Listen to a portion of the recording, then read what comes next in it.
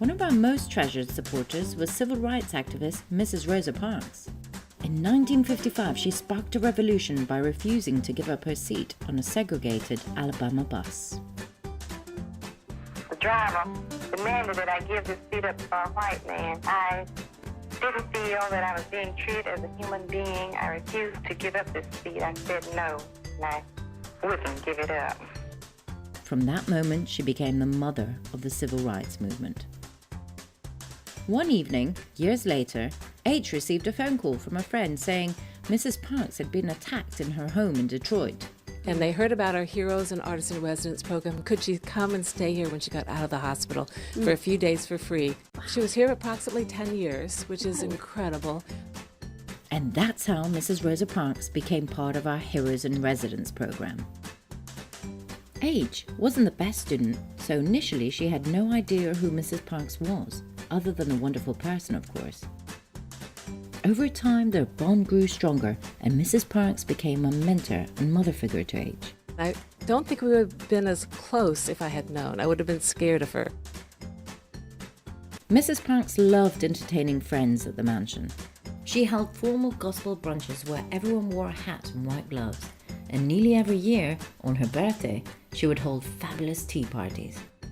Across the street from 2020, there lived a grumpy old couple who often caused trouble. One year, during one of Mrs. Parks's tea parties, they called the police to say that people of a different colour were breaking into the mansion.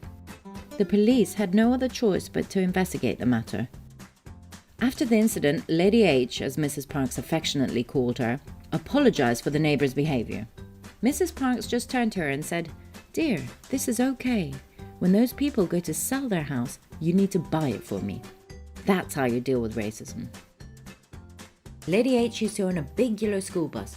When Mrs. Parks had important meetings in DC, H would drive her there in the bus. Imagine this pulling up to the White House.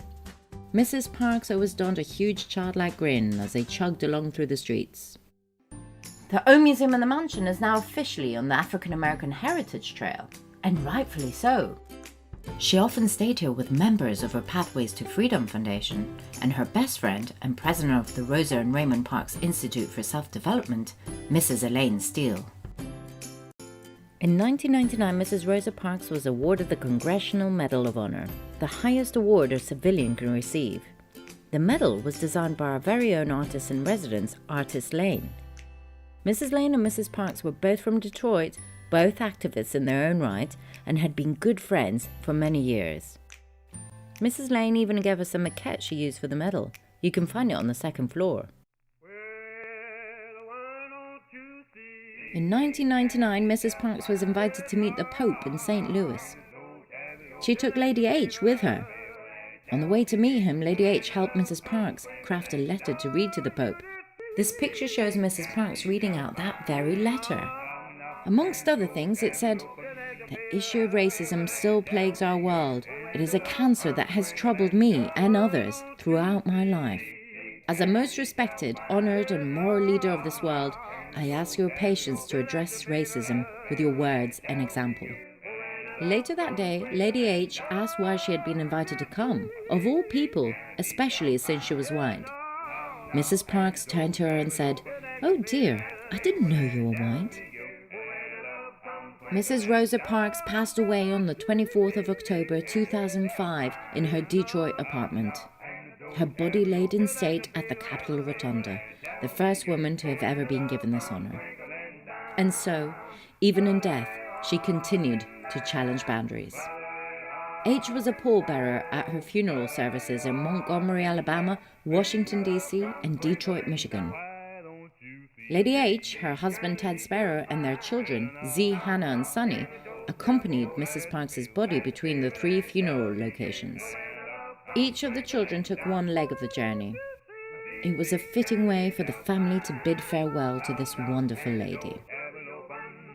Remember the couple across the street who called the police during Mrs. Parks's birthday celebrations?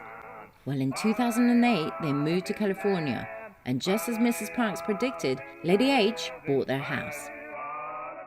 And that is how the Rosa Parks Safe House came to be. Though Mrs. Parks is physically gone, her spirit continues to live on. What she did, or indeed refused to do back then, has become what we take as the norm today. We hope we have given you a glimpse into her fabulous life and inspired you with her stories. Now, go and enjoy the rest of your adventure and let it take you where it does.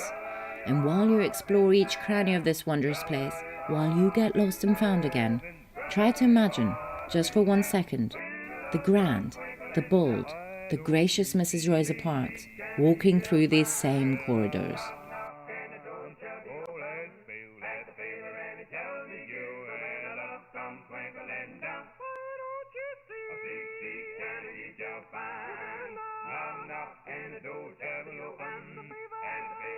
Tell me you in the love come twinkling down.